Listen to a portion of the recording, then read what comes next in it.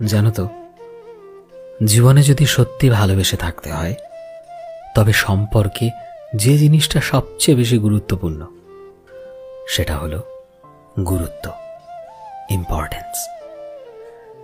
যদি তুমি কোনো মানুষকে সবথেকে বেশি গুরুত্ব দাও আর তার বদলে সে তোমায় তোমার প্রাপ্য সম্মানটুকুও না দেয়, তবে সেখানে আর গুরুত্ব দিয়ে কোনো লাভ হয় না। যে মানুষটা তোমায় ছাড়া দিব্যি ভালো কাটে তার মতো করে নিজের হালে ছেড়ে দিতে শিখতে হয়।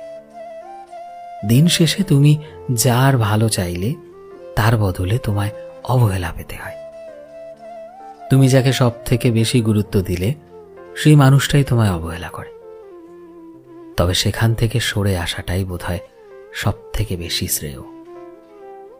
কারণ যে তুমি থাকতেও তোমার খোঁজ করে না, তোমার মূল্য বোঝে না, তাকে তার হালে ছেড়ে দেওয়াটা সব থেকে ভালো।